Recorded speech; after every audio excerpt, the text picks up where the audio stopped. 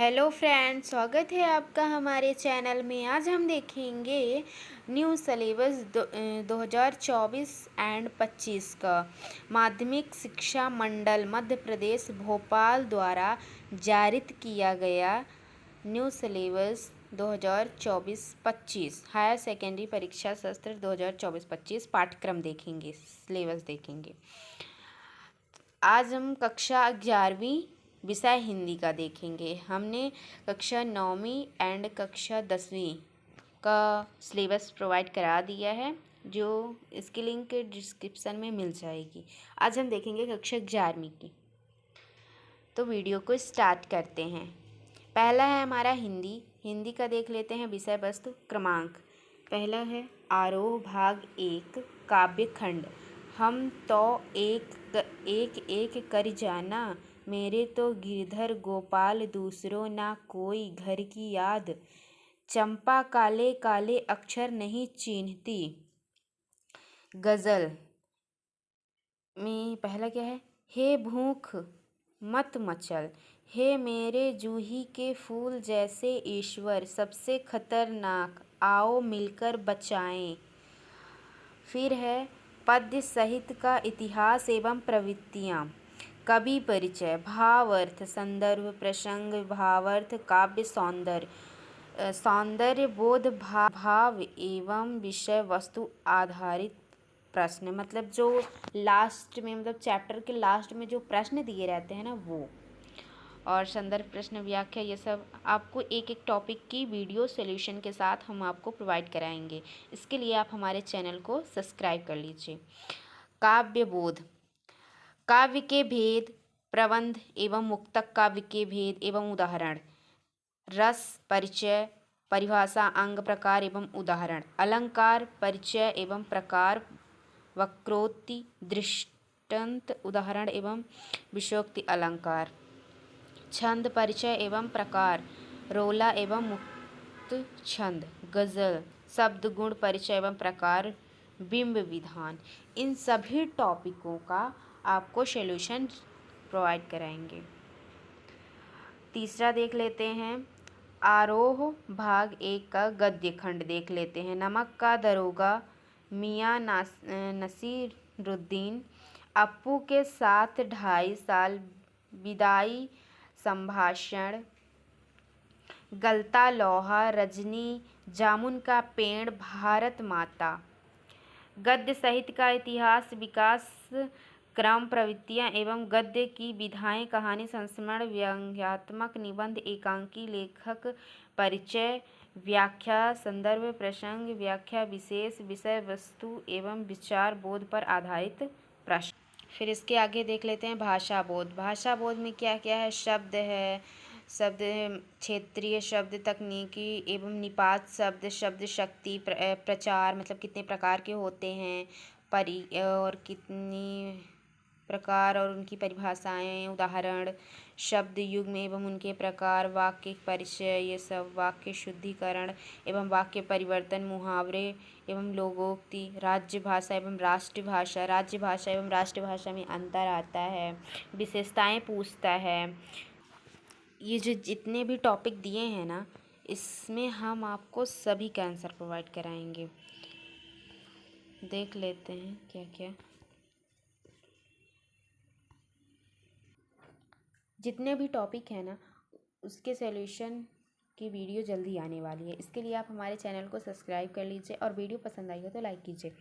फिर देखते हैं भाव पल्लवन, सार संक्षेपण, विज्ञापन लेखन, संवाद लेखन एवं अनुच्छेद लेखन। बितान भाग 1 में देखते हैं क्या क्या पढ़ना है।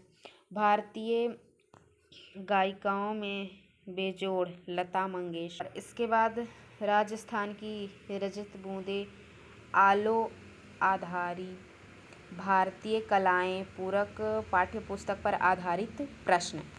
फिर देखते हैं छठवां अभिव्यक्ति और माध्यम, इससे भी प्रश्न आते हैं।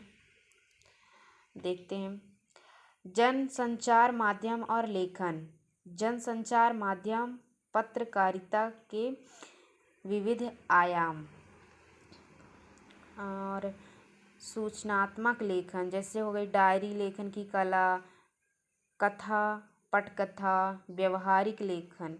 तो व्यवहारिक लेखन में क्या क्या पढ़ना है? कार्यलयी लेखन और प्रक्रिया, स्ववृत्त, बायोडेटा लेखन और रोजगार संबंधी आवेदन पत्र, कोश एक परिचय, पाठ्य पुस्तक पर आधारित प्रश्न।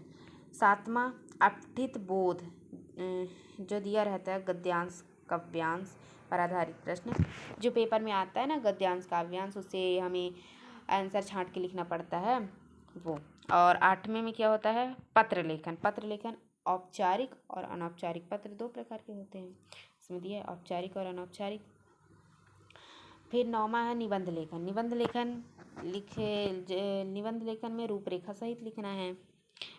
मतलब अगर निबंध लिखना है तो उससे पहले रूपरेखा डाल के जितने भी आप टॉपिक करेंगे ना, जैसे उपसंहार और प्रस्तावना होता है पहले, लास्ट में उपसंहार होता है, बीच में आप कोई भी टॉपिक डाल दीजिए जिस पे लिख रहे हैं, तो वो होती है रूपरेखा।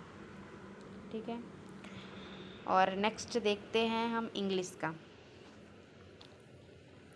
नेक्स्ट इंग्लिश का देखते हैं, MP board of secondary education subject English का देखते हैं। इसमें 4 सेक्शन होते हैं। पहले सेक्शन में क्या होता है? रीडिंग स्किल होती है। पहले हमें पैसेज दिया रहता है, उसे पढ़ के हमें उससे आंसर छांट के उसका आंसर देना पड़ता है, और वो ऑब्जेक्टिव टाइप में रहता है। यहाँ पे लिखा हुआ है objective type, question will be asked. ठीक है। और दूसरे में होता है हमारा राइटिंग स्किल्स। दूसरे सेक्शन में होता है राइटिंग स्किल्स। तो उसमें आ जाता है नोट मेकिंग हो जाता है, और एसे राइटिंग हो जाता है, लेटर राइटिंग हो जाता है, पैराग्राफ हो जाता है, इस तरह से एडवर्टाइजमेंट हो जाता है, पोस्टर मेकिंग हो जाता है, आर्टिकल्स हो जाते हैं। ठीक है। और इसके बाद क्या होता है? लेटर में फॉर्मल लेटर और इनफॉर्मल लेटर दोनों प्रकार के देता है। लॉन्ग कॉम्पोजिशन हो जाता है।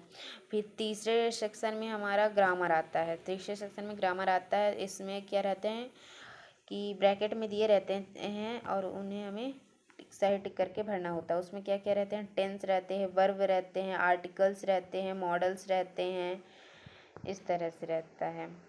और वॉइस रहते हैं, टेंस रहता है। और फिर डू एज डायरेक्टेड रहता है, उसमें वॉइस रहता है। और फिर इसके बाद आता है सेक्शन डी।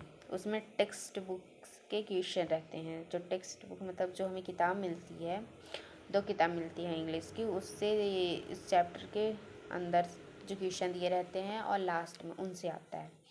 तो ये बुक का आता है। इसमें हॉर्नबिल देख लीजिए, पहली पुस्तक है हमारी। उसमें क्या क्या पढ़ना रहता है? उसमें क्या पढ़ना है? उसमें ये पढ़ना है the portrait of the lady. इसे किसने लिखा था? खुशवंत सिंह ने लिखा। चैप्टर और चैप्टर के राइटर का नाम तो ज़रूर याद कर लीजिएगा। इस सिल्क रोड दिया हुआ है, फादर टू सन, इस तरह से। और इसमें राइटिंग स्किल रहता है, नोट मेकिंग रहता है, और राइटिंग रहता है, इससे रहता है, लेटर रहता है, इस तरह से। फिर होता है, फिर इसके बाद दूसरी बुक जो दी है सप्लीमेंट्री, वो बुक है। उसमें क्या क्या पढ़ना है ये देख लीजिए। The summer of the beautiful white horse, उससे किसने लिखा था? विलियम सरोयन ने लिखा था, इसलिए उनके राइटर का नाम ज़रूर याद कर लीजिएगा। ठीक है। Class 11th Hindi and English का सिलेबस कंप्लीट होता है, और नेक्स्ट वीडियो में हम और सब्जेक्ट कवर करेंगे। वीडियो पसंद आई हो तो लाइक कीजिए और चैनल को सब्सक्राइब कीजिए। Thank you all.